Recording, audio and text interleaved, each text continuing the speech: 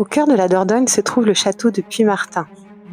La légende raconte qu'au XVIe siècle, Thérèse de Saint-Clar aurait été surprise avec son amant par son mari rentré de guerre de façon inopinée. Son mari, étant fou de colère et de jalousie, l'aurait enfermée pendant 16 ans dans la tour nord du château et aurait pendu son amant devant les fenêtres de cette tour. Quand Thérèse succomba et finit par mourir, son mari l'aurait emmurée dans la tour nord. On raconte que depuis, Thérèse se manifesterait dans ce château, d'où la légende de la Dame Blanche. Je vous emmène avec moi pour mes ressentis et une exploration du château de Puymartin.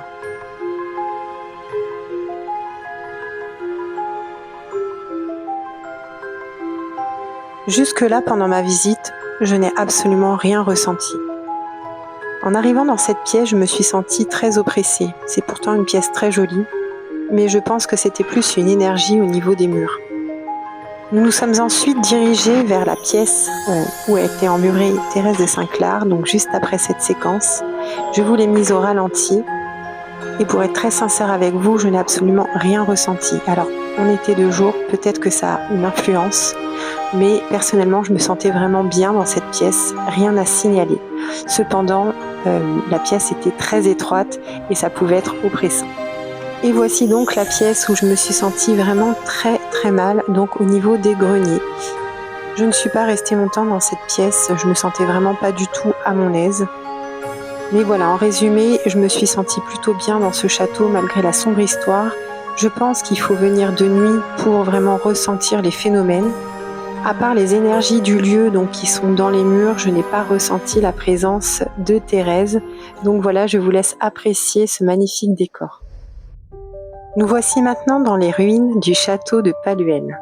Ce château datant du XVe siècle aurait été incendié à la fin de la guerre par les Allemands et un jeune résistant se trouvant en bas du château aurait été tué sur place. Et voici la statue à son effigie. Alors évidemment, des lieux comme ça sont chargés d'énergie. Et de retour chez moi, j'ai continué mes recherches sur ce château et je me suis aperçue qu'en 1980, une personne aurait été retrouvée morte au fond du puits.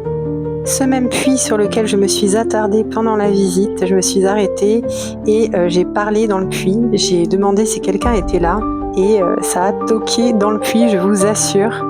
Mais en bref, l'énergie est très très chargée, très très lourde d'histoire, mais rien à signaler non plus de ce côté-là. Cependant, on est descendu avec mon compagnon au niveau des tunnels. Alors là, les tunnels... je sais pas, c'était pas du tout agréable. Alors, il y avait un côté agréable parce que c'est la découverte, c'est excitant de se dire waouh, des gens sont passés par là. Mais c'était vraiment très très lourd. Je pense que ce sont des énergies passantes, donc les énergies de passage peut-être pendant la guerre, des choses comme ça, où les gens se sont réfugiés dans ces tunnels. On a des tunnels de 60 mètres de long quand même, donc nous on n'a pas pu faire les 60 mètres, mais c'était vraiment très très oppressant. Je vous laisse regarder tranquillement la fin de cette visite.